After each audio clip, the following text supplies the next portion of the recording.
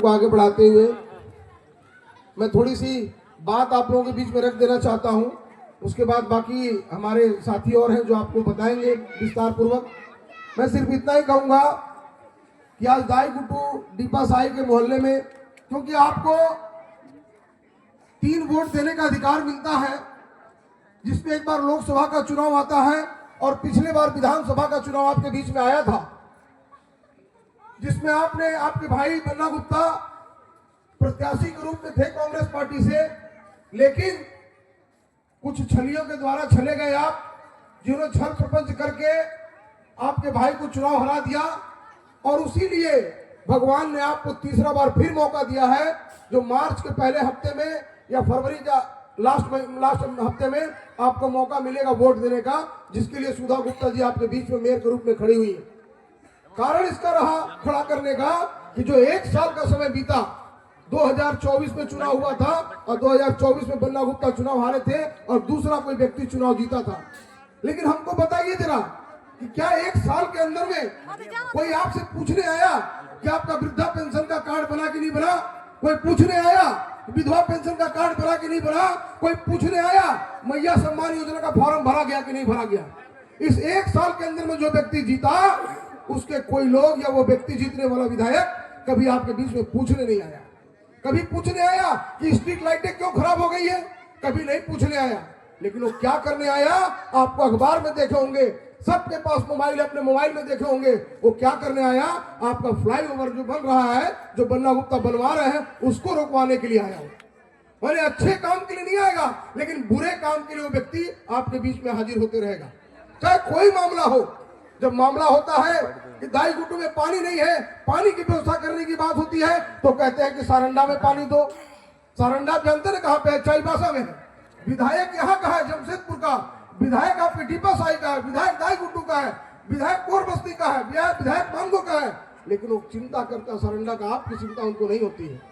उन्हीं बातों के लिए आपके बीच में सुधा गुप्ता जी खड़ी हुई है कि आने वाला चुनाव जो मेयर का होगा, उसमें आप सुधा गुप्ता जी को जिताइए, ताकि इन समस्याओं का निजात जिस तरह बन्ना गुप्ता ने अपने कलम से किया था, उसी तरह सुधा गुप्ता जी अपने कलम से यही बैठ करके आपका राशन कार्ड का फॉर्म भरेंगी, आपका मैया सम्मान योजना का फॉर्म भरेंगी, आपका विधवा पेंशन का सम्मान भरेंगी। ये सब सुधा गुप्ता यहाँ बैठ के करेंगे आपके बीच में, जिस तरह आज आप आई हैं, आपके बीच में आई हैं। आपको क्या चाहिए? आपको सड़क बढ़िया चाहिए, आपको बिजली बढ़िया चाहिए, आपको स्कूल होना चाहिए, आपकी पानी की व्यवस्था बढ़िया होनी चाहिए, आपको आने जाने के रास्ते सुलभ होना चाहिए। आज आपको दाई गुटू में, इसी मोहल्ला में, आप याद कीजिए 15 साल पहले आपके घर में लाइट कितनी देर रहती थी? 6 घंटा, 7 घंटा, 8 घंटा। वो भी बरसात के दिनों में तो वो भी लाइन नहीं आती थी, क्योंकि आपको बिजली का सप्लाई कहां से होता था? गम्हरिया से बिजली यहां आता था। इस तकलीफ को 2009 का चुनाव जब बन्ना गुप्ता जी को आपने जिताए, इस तकलीफ को उन्होंने समझा और आपके बाली कुआं में एक बिजली का ग्रिड बना दिया कि हमको गम्हरिया से बिजली नहीं लानी पड़े, यही मानगो से बिजली मिले और ये मानगो के लोगों को मिले। आज आपको बिजली 20 से 22 घंटा मिलती है कि नहीं मिलती है? आप जरा बताइए हमको, मिलती है कि नहीं मिलती बिजली आपको? अभी लाइन बहुत कम कटती है। इसका वजह है कि बन्ना गुप्ता ने आपके लिए बिजली का ग्रिड बना के दिया। तो जो व्यक्ति काम करेगा, जो व्यक्ति आपके साथ चलना चाहेगा, जो आपकी परेशानी में खड़ा रहेगा, आप उसको चुनिए, क्योंकि चुनाव उसीलिए होता है कि जो मोहल्ले के लोगों की, जनता का सेवा कर सके, इसीलिए चुनाव होता है। तो चुनाव आपके बीच में फिर फरवरी के लास्ट में या मार्च के फर्स्ट वीक में आएगा।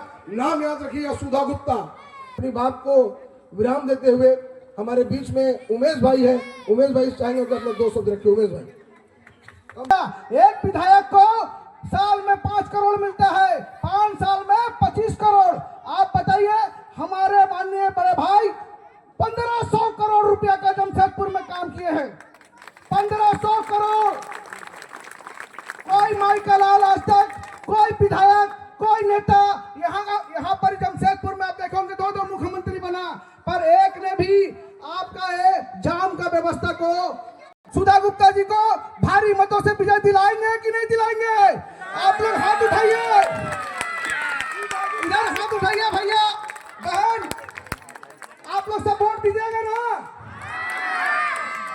बस मैं यही चाहता हूँ, यही आशीर्वाद सब भाई बहनों से चाहता हूँ। यही बात बोलकर मैं अपनी वक्तव्य को समाप्त करता हूँ। धन्यवाद। गुप्ता जिंदाबाद